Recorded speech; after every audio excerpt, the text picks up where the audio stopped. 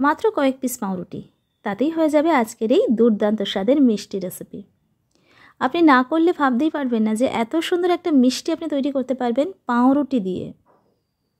দেখতে যতটা না সুন্দর হয়েছে, খেতে অসাধারণ, মুখে দিলেই মিলিয়ে যাচ্ছে, এতটা সফট হয়েছে। আমি একটা কেটেও দেখাবো।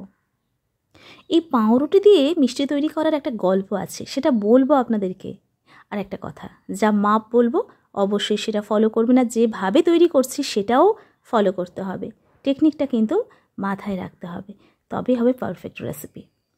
নিচ্ছি ব্রেড 6 পিস। আমি ব্রাউন ব্রেড নিয়েছি, আপনারা যে কোনো রকম পাউরুটি নিতে পারেন। ব্রাউন ব্রেডটা খাওয়া স্বাস্থ্যের পক্ষে বেশি ভালো বলে আমি এটাই খাই। এইবার কি করতে হবে, যেমনটা দেখাচ্ছি কাঁচি দিয়ে চারধারটা কেটে ফেলতে হবে। চাপাচাপি করলে হবে না। পাউরুটিতে যে একটা ফ্লাফিনেস থাকে, যে ছিদ্রগুলো থাকে, সেগুলোকে ডিস্টার্ব করলে হবে না। তাই হাত দিয়ে পাউরুটির চারপাশটা না কেটে ঠিক কাঁচি বা ছুরি দিয়ে আলতো করে চারপাশটা কেটে ফেলতে হবে। এই ছোটো ছোটো টেকনিকগুলো মাথায় রাখতে হবে। চাপাচাপি করলে মিষ্টিটা ভালো হবে না, ফুলবে না। এবার আলতো হাতে যেমন করে দেখাচ্ছি খুব আলগা করে করে ছিঁড়ে ফেলতে হবে পাউরুটিগুলোকে। যতটা আলগা হাতে ছেঁড়া যায় সেই কাজটা করতে হবে। যদি দেখেন যে ধারে কিছু এখনও শক্ত, ব্রাউন ব্রেডের যে ধারগুলো আর কি এখনও শক্ত কিছু লেগে আছে, তো সেগুলোকে ফেলে দিতে হবে। একদম নরম তুলতুলে ব্রেড নিতে হবে। দেখুন কাটা কমপ্লিট হয়ে গিয়েছে। এবার আমরা কি করব, মিক্সার গ্রাইন্ডারের বোল নেব, তাতে হালকা হাতে, মানে এতটাই নরম এখন যে আমার ভীষণ ভালো লাগছে, এটা হাত দিলে একটা আলাদা ফিলিংস। তারপর মিক্সিতে গুঁড়ো করে নেব। এই মিক্সিতে গুঁড়ো একেবারে করবেন না, অল্প অল্প করে, একটু কম বেশি করে মিক্সিটা চালিয়ে গুঁড়ো করবেন। বারে বারে মিক্সার গ্রাইন্ডারটা একটু ঘুরিয়ে ঘুরিয়ে করবেন। তো আমরা দুবার করলাম, মানে দুভাগে করলাম, একেবারে চেপে চেপে দেওয়ার দরকার নেই। আলতো হাতে বাকিটুকু আমরা দিয়ে ভিতরে আর শুকনো করে মিক্সার গ্রাইন্ডারটা একটু ঘুরিয়ে নিলাম। 2-3 বার ওই ঘ্যাট ঘ্যাট ঘ্যাট ঘ্যাট করে ঘুরিয়ে নেব। একটু বন্ধ করব, আবার একটু চালাবো, একটু বন্ধ করে, এরকম একটু বন্ধ করে চালিয়ে 2-3 বার এইরকম প্রসেসটা মেনটেন করে আমরা গুঁড়ো করে নেব। তো নিয়ে নিচ্ছি একটা পাত্রে সবগুলো। আমি এই 6 পিস পাউরুটি দিয়ে 11টা মিষ্টি তৈরি করেছি। দেখুন কতটা সফট হয়েছে। যদি কিছু মাঝখানে আপনার মনে হয় যে একটু হাতে বাঁধছে, তাহলে সেটাকে কিন্তু গুঁড়ো করে নিতে হবে। সবটাই যেন একদম পারফেক্ট হয়। দেখুন একদম ঝরঝরে হয়ে গিয়েছে, কোনো চাপাচাপি নেই। এই রকমই রাখতে হবে দেখুন, না হলে মিষ্টি ফুলবে না। এর মধ্যে যে এয়ারগুলো আছে সেগুলো যেন থাকে একদম পারফেক্টলি। আমি এখানে দিচ্ছি গুঁড়ো দুধ 2 চামচ। কিছু জিনিস মেশাচ্ছি যার জন্য পাউরুটির যে একটা গন্ধ থাকে সেটা চলে যাবে। বেকিং সোডা দেব খুব সামান্য, 1 চিমটে, দেখেই বুঝতে পারলেন অনেকটাই কম। আর দেব এতে, এটা এলাচের গুঁড়ো, সেটাও সামান্য, আর সামান্য একটু নুন, ব্যাস। এই কটা জিনিস, আর একটু দেব 1 চামচ ঘি। এই যে কটা জিনিস পাউরুটির মধ্যে পড়লো সেটা দিয়ে ভালো করে মাখিয়ে নেব, কিন্তু সেই আবারও আলগা হাতে, খুব চাপাচাপি করব না। প্রথমে আমরা আলগা হাতে মাখিয়ে নেব, যাতে সমস্ত কিছুর সঙ্গে পাউরুটির গুঁড়োটা ভালো করে মেশে। সেই জন্য আলগা হাতে ধীরে ধীরে আলতো আলতো করে করে মাখিয়ে নেব, চাপাচাপি একদমই করব না। এইগুলো কিন্তু মাথায় রাখতে হবে। কতটা জল দেব সেটা আমি বলে দেবো, মাপটা যেমন বলবো তেমন করবেন, তবেই তো সফট হবে মিষ্টিটা। দেখুন চামচে করেই দিচ্ছি, প্রথমে 2 চামচ। তবে আমি যতটুকু জল দিচ্ছি, এমনও হতে পারে আপনার সেইটুকু জল লাগলো না, একটু কম বেশি লাগলো, সেটা বুঝে নিতে পারবেন আপনিও। 3 চামচ দিলাম। আবারও হাত দিয়ে মাখিয়ে নিচ্ছি আলগা আলগা করে, আলতো আলতো করে। 4 চামচ। আমাদের আর জল লাগবে না, এই 4 চামচ জল দিয়ে এইবার আমরা মাখিয়ে নেব। কিন্তু ওই যে চেপে চেপে খুব ওইভাবে মাখাবো না, যেমনটা দেখাচ্ছি সেভাবেই মাখিয়ে নেবেন। আস্তে আস্তে ধীরে ধীরে সবগুলোকে একসঙ্গে করুন, একটা মণ্ড তৈরি করুন। খুব চাপাচাপি করার দরকার নেই, ব্যাস সমস্তগুলো খুব সুন্দর করে একসঙ্গে হাতের কাছে নিয়ে নিয়ে একটা মণ্ড তৈরি করা হলো। এই মণ্ডটাকে আমরা অন্তত মিনিট 2-3 ধরে একটু মাখিয়ে নেব আলগা হাতে, এই ঠিক এভাবে। ব্যাস আমাদের একটা গোল মণ্ড তৈরি হয়ে গেল। এবার এটাকে আমরা কি করব? এটাকে আমরা রেস্টে রাখবো, খুব বেশি সময় নয়, অন্তত 5-7 মিনিট রাখলেই আমাদের যথেষ্ট। 10 মিনিট রাখি চলো, ব্যাস তাহলেই হয়ে যাবে।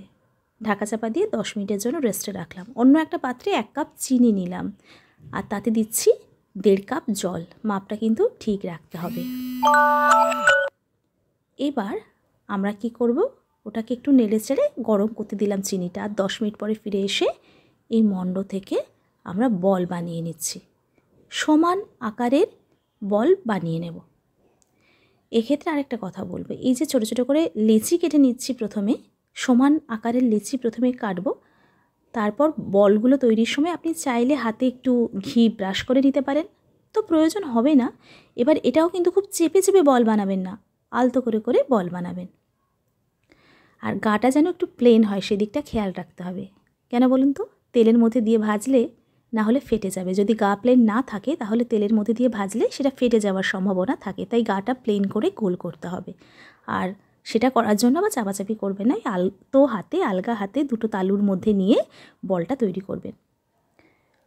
আমি যে চিনির শিরাটা করতে দিয়েছিলাম সেখানে 2টো এলাচ দিলাম, একটা সুন্দর গন্ধ হবে বলে। এদিকে তো তেল গরম হচ্ছে, সাদা তেলেই ভাজবো। কড়াই গরম করেছি আর তেল গরম করেছি। তেলটা কিন্তু বেশ পরিমাণ মতো দিয়েছি, ডুবো তেলে হলে ভালো, যাতে সমস্ত যে বলগুলো আমরা ছাড়ছি পাউরুটির বল সেগুলো যেন ডুবে থাকে, ডুবো তেলে যেন ভাজা হয়। আমরা লো ফ্লেমে কিন্তু ভাজবো, না হলে উপরটা একদম পুড়ে যাবে, ভেতরে কাঁচা থেকে যাবে। আবারও বলছি, আমরা কীরকম ভাজবো? লো ফ্লেমে ধীরে ধীরে ভেজে নেব, উল্টে পাল্টে দেব, আমরা নাড়াচাড়া করব অনবরত, যাতে একটা দিক লাল হবে আর একটা দিক সাদা থাকবে সেটা যেন না হয়, সব দিক যেন ঠিক মতো হয়। তার জন্য আমরা রীতিমতো ভালো করে নাড়াচাড়া করে নেব সমানভাবে।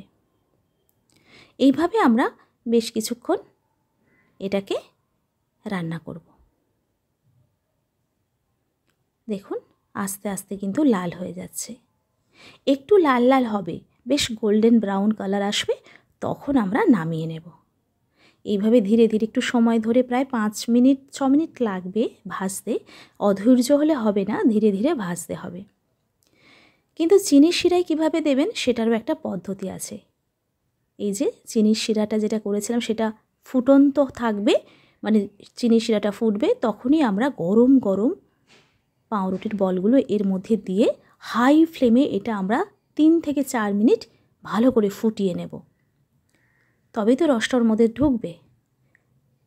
পাউরুটির বলটা ঠান্ডা হয়ে গেলে হবে না, গরম গরম পাউরুটির বল ফুটন্ত শিরাতে দিয়ে 4 থেকে 5 মিনিট আপনি ফুটিয়ে নেবেন হাই ফ্লেমে।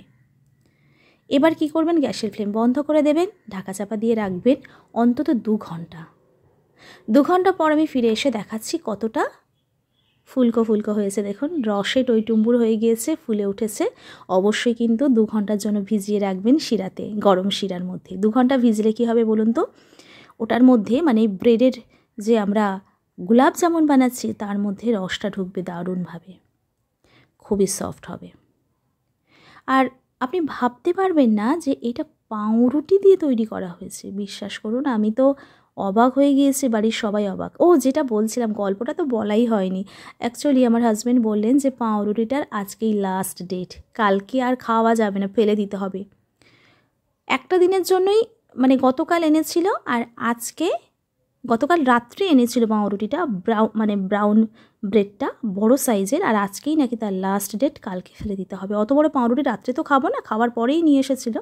তো আজকে সারাদিন হাতে টাইম ছিল, উনি দেখেননি ডেটটা, লাস্ট ডেটটা। তো একদিনে কি করে পাউরুটিটা আমরা শেষ করব, তার জন্য এই রেসিপিটা বানিয়েছি। আরও কিছু রেসিপি বানিয়েছি। ভাগ্যিস পাউরুটিটার লাস্ট ডেট আজকে ছিল, আর ভাগ্যিস সেটা বানাতে খুব অল্প সময় লাগে, তাই তো এটা ঝটপট করে ফেলা।